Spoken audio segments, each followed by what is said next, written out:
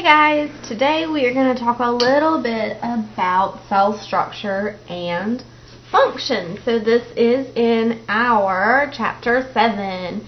We are mostly going to focus on sections 1 and 2 today. So section 1, life is cellular. Let's see where you can find here's our sticky notes. So this guy, Anton van Leeuwenhoek, was the first to observe living organisms. It talks about that right here. Now, a little ways after Leeuwenhoek discovered these cells, some scientists' discoveries were all put together to create this cell theory. So the cell theory has 3 parts. All living things are made up of cells. Cells are the basic unit of structure and function, and new cells come from pre-existing cells. They don't just spontaneously pop up from nothing. Okay? So one of the big ways that cells were able to be studied was from the invention of the microscope. So let's see. There are 2 types of microscopes: light microscopes and electron microscopes. There are 2 types of these. So they use electrons for transmission and for scanning, and you can only use these on non-living cells. The microscopes that we use, that you are probably familiar with, are called light microscopes.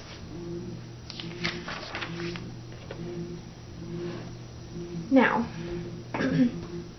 cell size is very, very important because of surface area to volume ratios. You're going to learn more about that another day. So, prokaryotes and eukaryotes. There's 2 types of cells. Eukaryotes do have a nucleus. They have specialized membrane-bound organelles. Prokaryotes have no nucleus. Very, very simple. Here are examples. This is a prokaryote. Oh, come on. There we go. Prokaryote. Very, very simple. No nucleus. Genetic information is floating around inside of it. And then these are eukaryotic cells. Obviously, we have animal cells. Now, these cells are really organized, very specialized.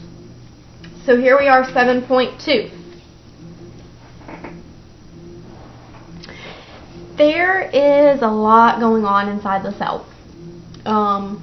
There are tons of organelles, or little organs, and each has a job.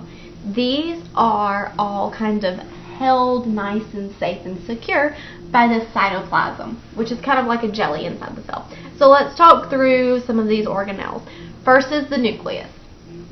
The nucleus controls most of the cell's processes, and it contains the DNA. Within the nucleus, there is a nucleolus, which is where ribosomes are made.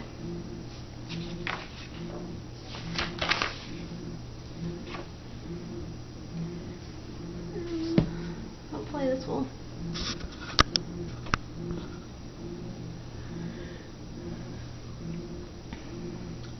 There are also vacuoles and vesicles. These are used for things like storing food, water, protein, sugars. Contractile vacuoles pump out extra water. These are for paramecium. And then vesicles are for storage and movement. Lysosomes are full of enzymes that break down lipids, sugars, proteins. They help recycle the waste in animal cells. Try to make that easier for you to see. And then we have cytoskeleton. This is like the skeleton of the cell. It's a bunch of proteins that are all through the cell. It acts kind of like a skeleton. These are called microfilaments and microtubules.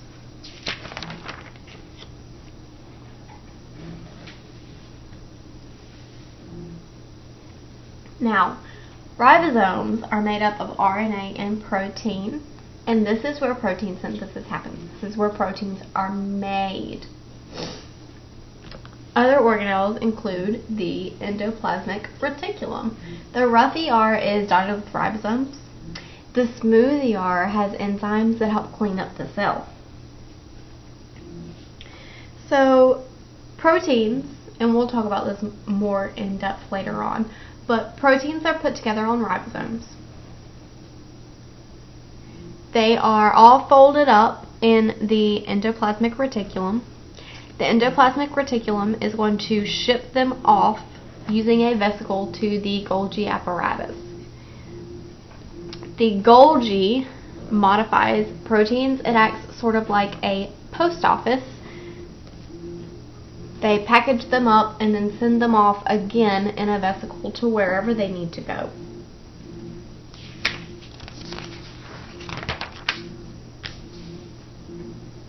Plants have chloroplasts.